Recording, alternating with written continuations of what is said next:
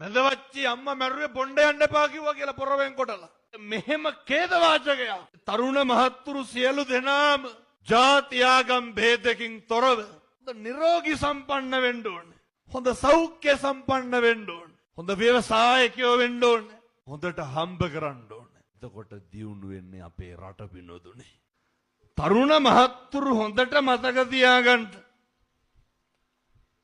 තරුණ කාලයේ තියෙන්නේ බොහොම ටික දවසයි. මේ කාලය තුල හොඳ පෞරුෂයක් හදාගන්න. ඔය කුඩු වයස් මේ පොඩි පැටව පෙති කාට් තියෙන කොල්ලොන්ගේ සාක්කුවල පෞරුෂයක් නැහැනේ. මේ පොඩි කොල්ලෝ බීඩි ගොඩවල් බොන්නේ. මොනවාද ඒකට කියන්නේ? පෙති බොනවා නෙමෙයි පෙති ගහනවා කියලානේ කියන්නේ. පෙති බීලා පෙති ගහලා මේ පොඩි කොල්ලෝ මට හරි දුකයි. පින්නතුනි බීඩි ගොඩවල් උරනවා. පෞරුෂයක් තියෙන ජාතියක් කොහොමද හදන්නේ? පෞරුෂයක් තියෙන ශ්‍රී ලාංකිකය කොහොමද බිහි කරන්නේ? තරුණ මහත්තුරුන්ට මං එකටම කරන යෝජනාව තමයි ඔය බාල වැඩ කරන්න එපා. ඔය නොකල යුතු නොගැලපෙන දේවල් කරන්න එපා. ඒ වගේ අපේ තරුණකම අපේ පෞරුෂය හීන වෙනවා.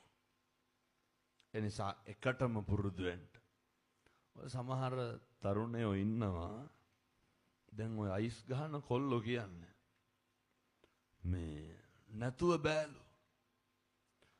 මේවත් එක්ක ඇති වෙලා තියෙන මේ හොරකම පින්නතුනේ මේ සමතේ විදර්ශනාව වඩන්න නම් තරුණ මහත්තුරු මේ මඩුවට ගෙන්න ගන්න ඕනේ. මේ ව්‍යායාමයේ ප්‍රතිඵල තමයි පින්නතුනේ මේ දවසින් දවස පේන්නේ. මේ ව්‍යායාමයේ ප්‍රතිඵල තමයි දසදහස් ගාණින් මේ අහන්නේ. කොල්ල කෝල් දීලා පොරොන්දු වෙනවා. හාමුදුරුවනේ පින්නතුනේ මේ විකුණපු තරුණයෝ කියනවා නැවැත්තුවා හාමුදුරුවනේ කරන්නේ නෑලු. ඒ වචන ඇහෙනකොටත් පින්නතුනේ මේ ධර්මයේ ආශ්චර්යය සම්බුද්ධ ශාසනේ චිරස්තතිය අවුරුදු දහස් ගාණක් ඉස්සරහට යයි. දවසින් දවස අම්මලා තාත්තලා පුදුම විදිහට දුක් විඳිනවා. දෙමව්පියෝ කතා කරලා කියනවා හාමුදුරුවනේ මේ උදෙත් කොල්ල නැගිට්ටලු. ටික වෙලාවක් යනකොට කොල්ලා එන්න කලින් පෙන්වවලු රුපියල් 1500 තියෙන තැන. පළවෙනි පාර අහනවලු 1000ක් නැද්ද කියලා. කවුද අහන්නේ? පුතා. දෙවෙනි පාර අහන්න අම්මා ඉඩ තියන්නේ නෑලු. ඇයි? හාමුදුරුවනේ දෙවෙනි පාර අහනකොට ඉඩ තිබ්බනම් හැන්දෑවට යන්න මුට්ටියක් නෑ කිව්වා. මට කියපුවා පින්නතුනේ මේ පොළවේ ගහනවලු. තුන්වෙනි පාර අහනකොට ඉඩ තිබ්බනම් ළඟට ගිහිල්ලා කටට කරලා හයියෙන් කුණු හරපෙන් බයිනවලු. යම්මා අඬා කියනවා හාමුදුරුවනේ කොල්ලා ගියපු ගමන් ගෙදරින් සමහර තාත්තලත් එහෙමයි. අම්මා ඉක්මනට යනවලු මොකේටද? කොහේ හරි වැඩකට යනවලු.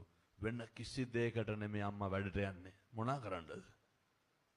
පුතාට කුඩු ගහන්න සල්ලි හොයන්න. ඒක නැත්තම් මේක මෙහෙම ඛේද වාචකයක්. මැදවච්චි අම්මා මැරුවේ බොණ්ඩ යන්න එපා කිව්වා කියලා පොරවෙන් කොටලා. මේ තරුණ මහත්තුරු සියලු දෙනාම ජාති ආගම් භේදකින් තොරව හොඳ නිරෝගී සම්පන්න වෙන්න ඕනේ. හොඳ සෞඛ්‍ය සම්පන්න වෙන්න ඕනේ. හොඳ ව්‍යවසායකයෝ වෙන්න ඕනේ. හොඳට හම්බ කරන්න ඕනේ. එතකොට දියුණු වෙන්නේ අපේ රට පිනොදුනේ. අර බුදුරු ගන්නන්නේ. බුදුහාමුදුරුවෝ මංගල සූත්‍රය දේශනා කරේ ලෝක සත්වයාටමයි. විනයෝච සුසික්ඛිතෝ. තරුණයන්ට හොඳ විනයක් තියෙන්න ඕනේ.